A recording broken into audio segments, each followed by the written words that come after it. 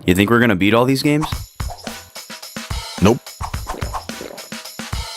Backlog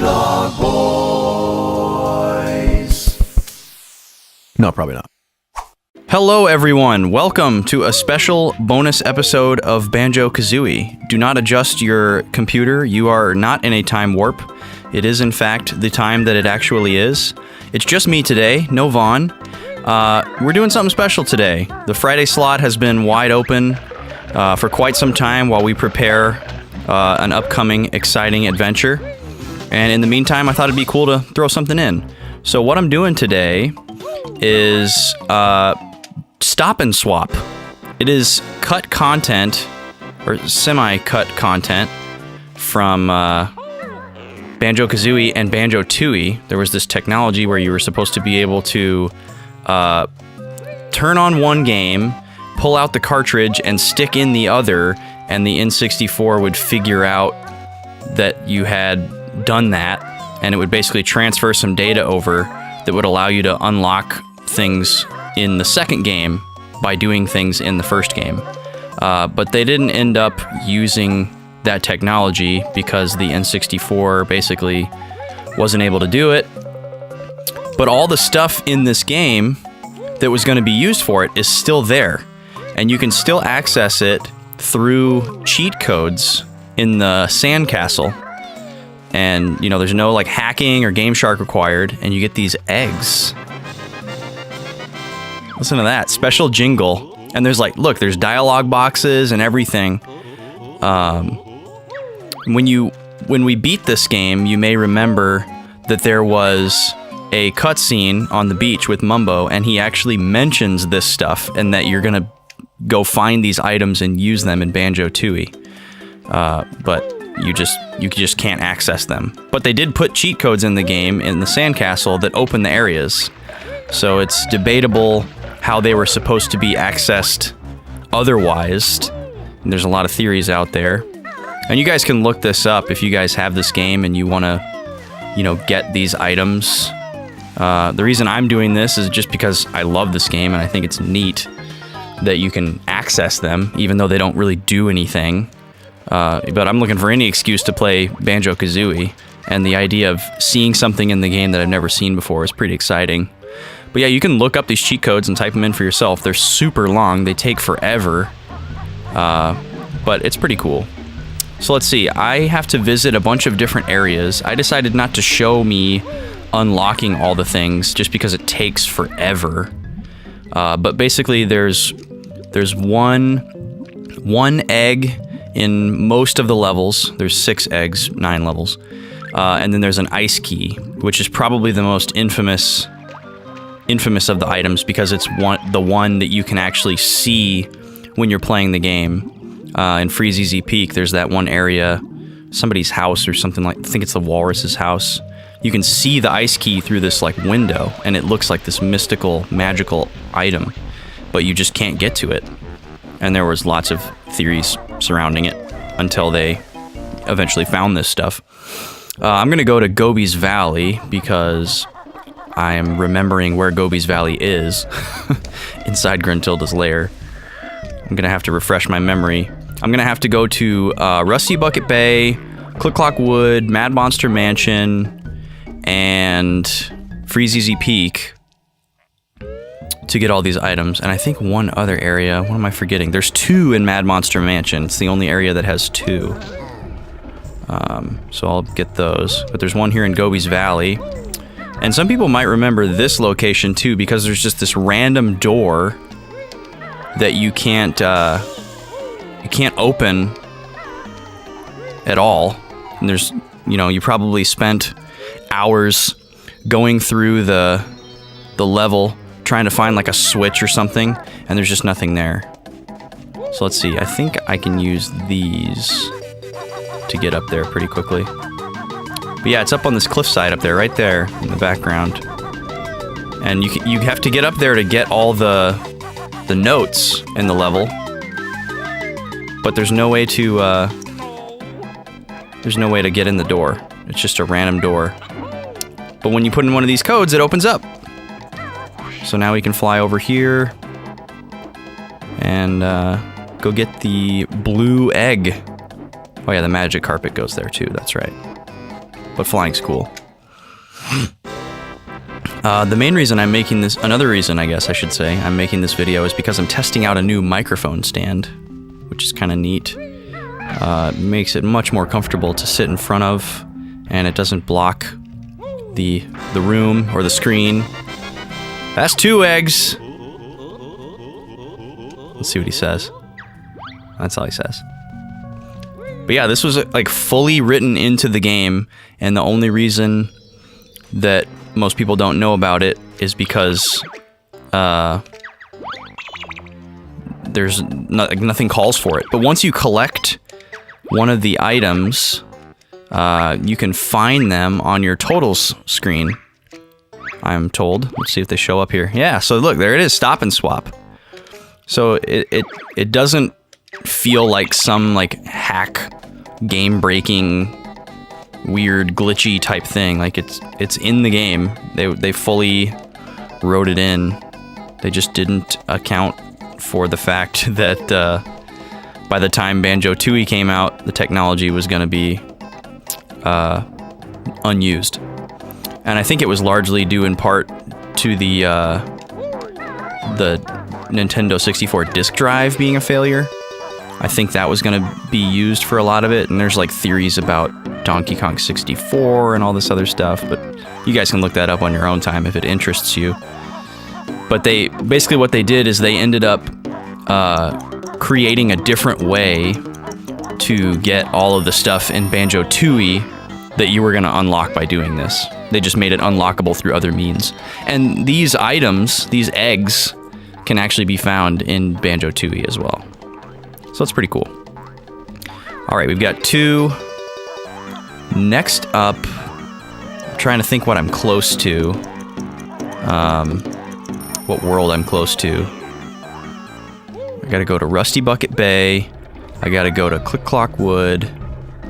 And I gotta go to... let's see, I don't have to go to Bubble Gloop Swamp. I was thinking there was a warp pot in here. And I don't have to go to Clanker's Cavern. Could have sworn there was a warp pot in here somewhere. It's been so long since I played this game. Since year 1. Okay, here we go. Here's Freeze Easy Peak. This is actually the one I was most looking forward to, because the ice key was something as a kid that we just stared at longingly. Like, that's clearly an item. There's got to be a way to get it. You know? But there was just no way to get it. And it was very confusing as a kid. Because you play these games and you, like, learn the language of these games.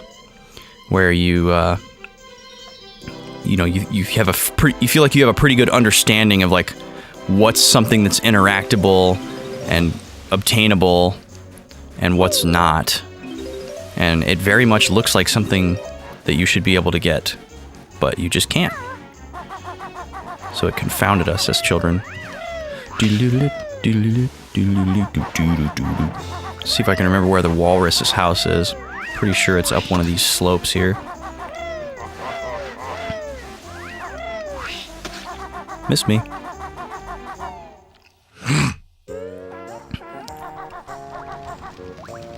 Alright, I think this is it. Yeah, here's the orange Jinjo.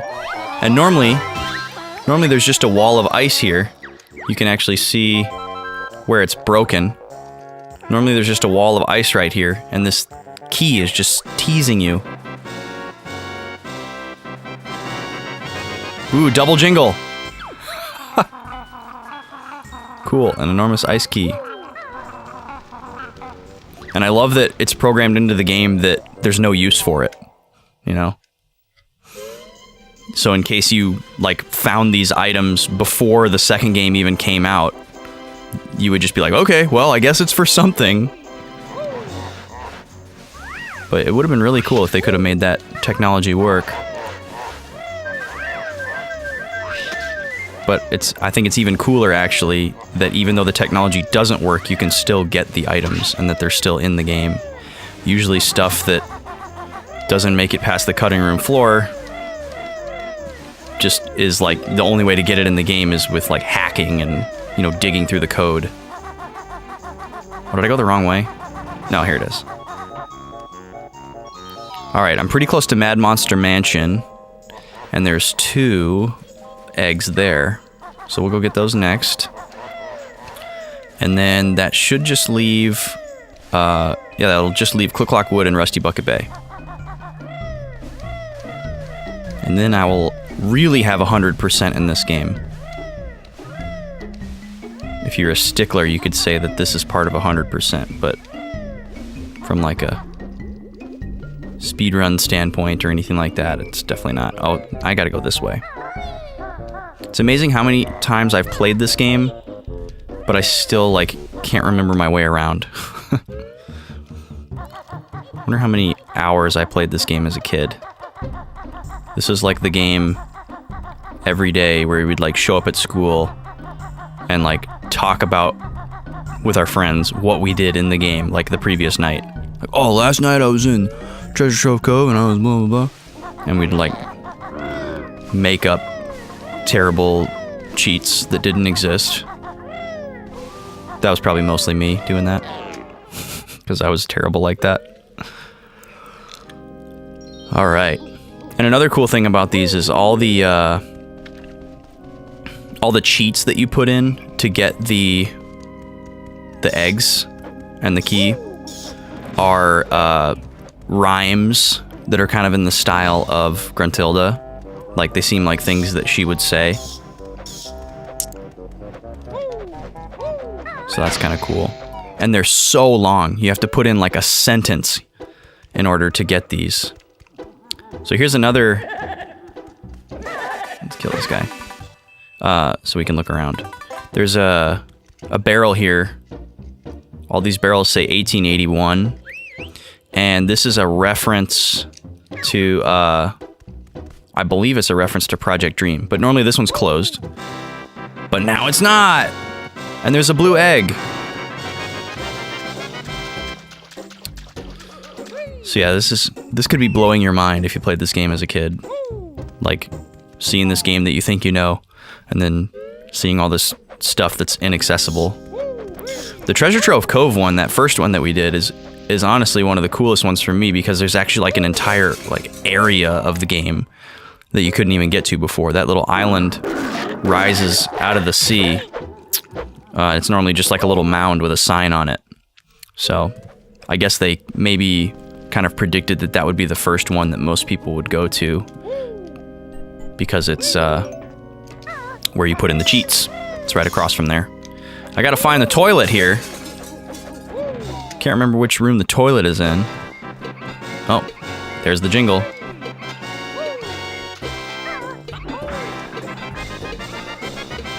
Yeah. This is cool, you guys. I don't know if this is cool for you. This is just some B-Boys filler content. But for me, this is pretty freaking cool. This is one of my all-time favorite games. And like I said, any excuse to play it is great.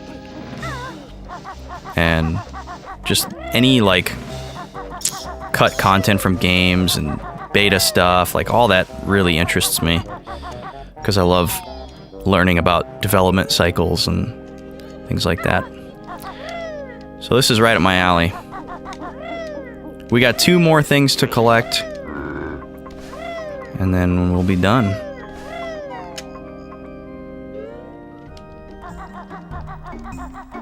I gotta remember how to get to Click Clock Wood.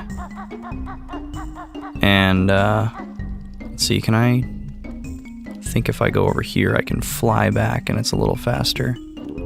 Oh no, that looks too far. I can't make that. Alright, we'll go the long way. Take the long way home. I guess I should use my fast walk. Don't you kill me, camera. Don't you do that, man. Don't do me like that. I'll not sing that one. Alright. How do I get to Click Clock Wood? I know there's a warp pot that leads to Click Clock Wood. Where does this warp pot lead? I remember Rusty Bucket Bay being really annoying to get to without a warp pot as well. This is not the one that leads to Rusty Bucket Bay, But this does take me back to the main part of the lair, which might make my life a little easier. Let's see. I think there's a warp pot up here near the Clanker's Cavern entrance that takes me somewhere useful. So let's see here. See if memory serves. Oh no, this is the actual entrance to Clanker's Cavern. The warp pot is down here. My memory is already doing me a disservice. Okay. Oh, hello there, sir. Forgot about you. Alright, let's see where this one goes. Hopefully this is the one that goes to Click-Clack Wood.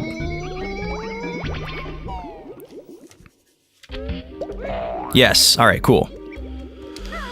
Now, this one is kind of interesting because this is the yellow egg. It's located inside of Nabnut's house, who is the squirrel.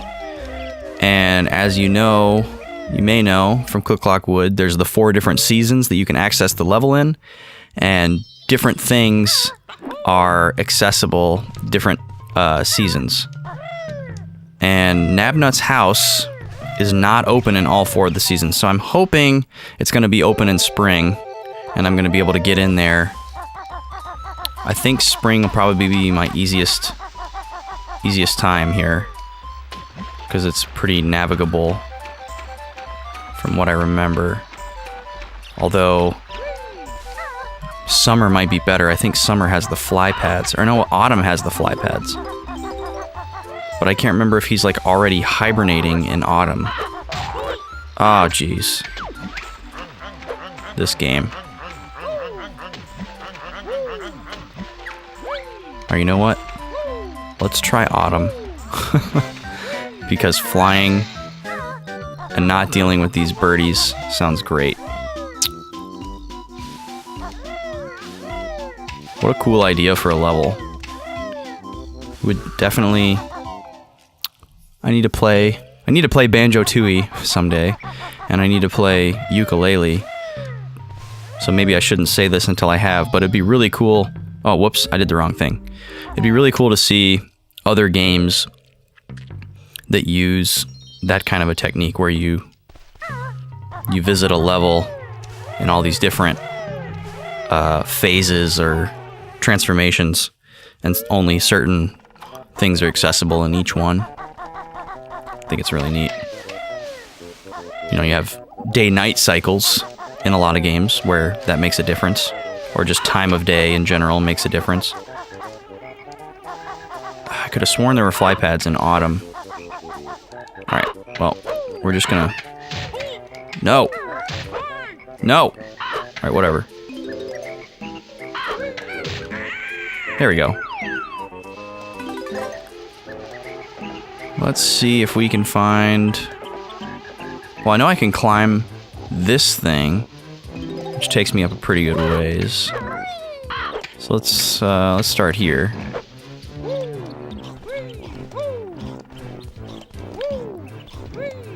I could have sworn I could climb this. No? Can I go up to the second level of leaves? Nope. Alright. Hey, Jinjo, how you doing?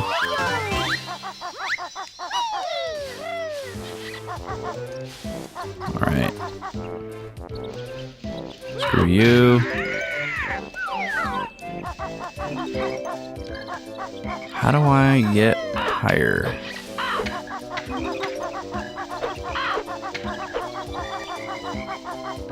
Here we go. I think this takes me up to Nabnut's house. Hopefully it's open.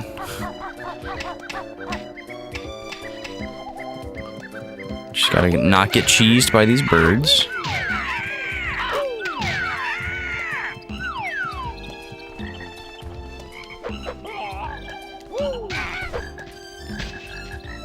Ah yes, now I gotta go this way.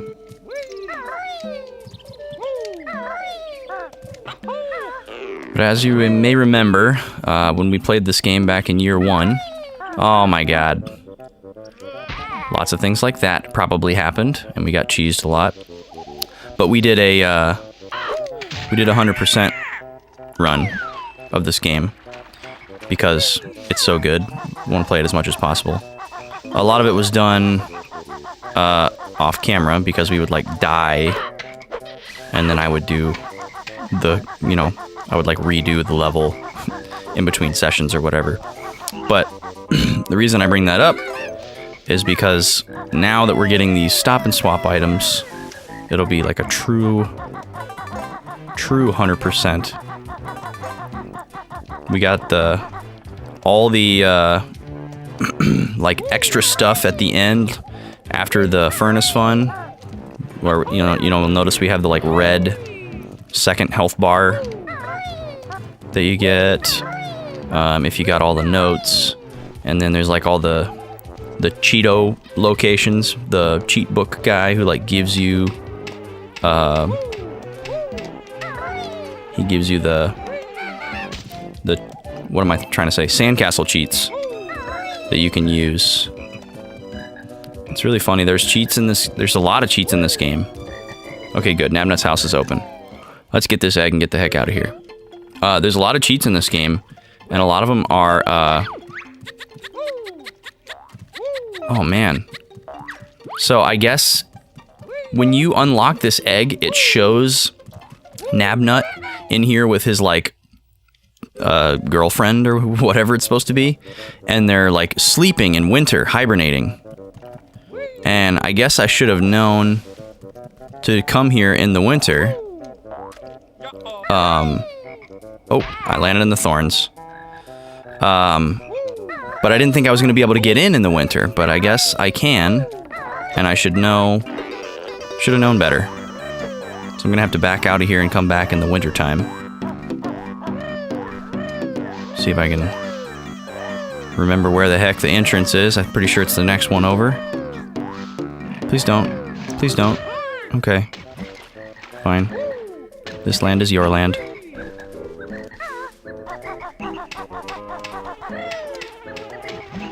Oh, no, it's one more. All the way around.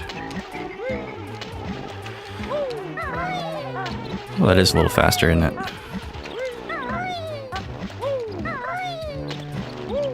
Maybe winter is the one that has the flying pads.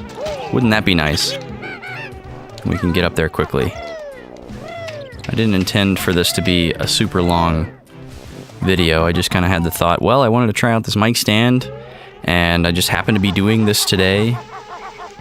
So I thought I'd do a little Friday filler for you. I've been going back through all of my N64 games. Not all of them, but going back through ones that are like nearly complete or, close, or games that I like played a ton as a kid but didn't complete. There's the fly pad that I want. Alright, this will be easy. And I just finished Diddy Kong Racing. I had beaten the game before, but I had never beaten Adventure 2. You get all the 47 balloons, and you beat all the bosses and the trophy races, and you beat both WizPig races, and then you get the credits and you win the game. But after that, you unlock this Adventure 2 mode, and I could never figure out how to play it as a kid. I didn't realize that you had to create a separate save file. Here we go. I didn't realize you had to create a separate save file in order to play the the Adventure 2 mode. But all Adventure 2 mode is all the tracks are mirrored. Oh, here we go. All the tracks are mirrored, and the AI is harder. And then when you do the mirrored silver coin races, all the silver coins are in different locations than they were in the first adventure mode. So it's a lot harder. And I had also never unlocked TT, the clock guy who does the time trial mode. If you beat all the time trials in all 20 tracks with fast enough time, you'll unlock TT's ghost. And then if you beat TT's ghost In every level, you unlock him as a playable character, and he's really cool. He's really good. So I unlocked TT, and I beat Adventure 2, and then I was just kind of going down the list of what other N64 games might fall under that same kind of almost 100% category, and I thought of this because I was talking about it with my buddy Andy, and I was talking to him about Stop and Swop, and he wasn't aware of Stop and Swop. Actually, I think if I go this way, I might be able to get to Rusty Bucket Bay faster. Oh, I got just invincibility through here, I guess.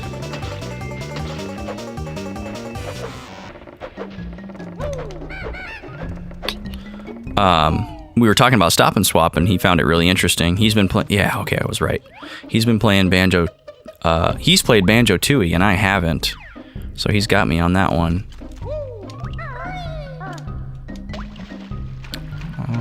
Let's see. Which one of these leads to Rusty Bucket Bay? Hopefully it's this one.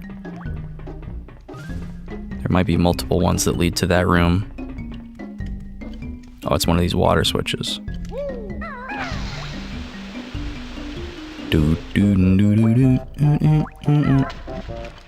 Hello there. Oh, this might be where I need to go.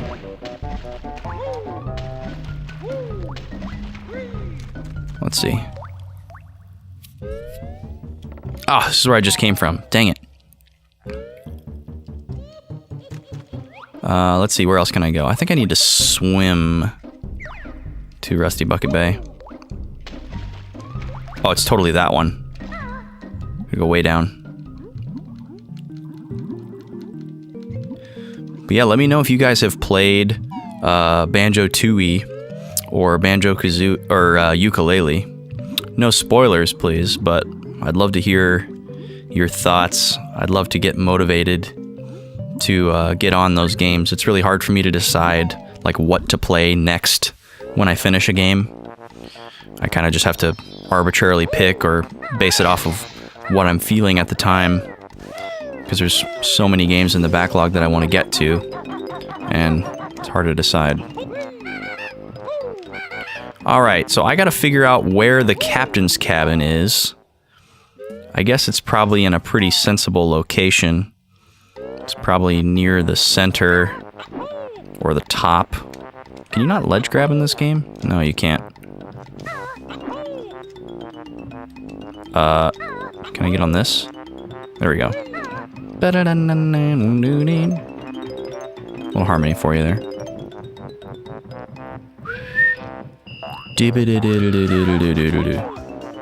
This is definitely competing with Clanker's Cavern for the level that I like the least. But it does have some interesting lore behind it. So, the Captain Blackbeard or Blacktooth or something like that. There's this captain guy in Banjo-Tooie, I believe it is. He might be in this game too, who is a reference to the original antagonist of Project Dream. And he's like in like a bar, and he's like drunk, and he's like reminiscing about when he was in his own game or whatever. Okay, this is not where the captain's cabin is. Let's see. Isn't captain's cabin usually aft?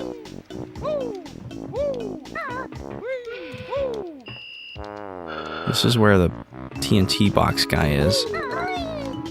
Maybe it's over here somewhere.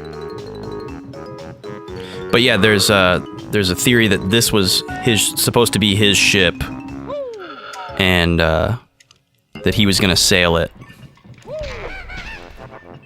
Because this, there's like a thing in this game where you can open the gate or whatever, like the ship could leave this little docking looking area that it's in, but it never does go anywhere. It's kind of a neat little, it's kind of cool. But yeah, some people believe that the Stop and Swop was going to be, the captain guy was going to be like the, kind of the arbiter of Stop and Swop. Do not knock me off this boat. Like he was gonna be the one to give you the cheats or whatever, and he was suspected to be like a love interest of Gruntilda, which I don't know if I subscribe to that theory, but it would make sense for him to similarly speak in rhyme, I guess, if that was what they were going with. All right, there's only so many more places that I can get into that could be the captain's cabin.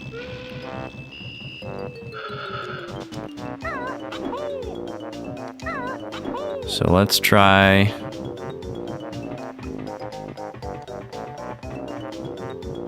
over here.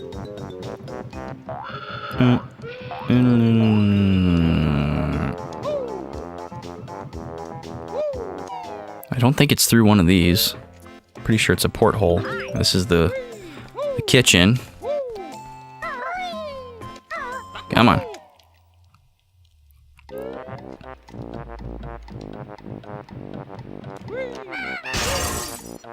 Please be in here. Yeah.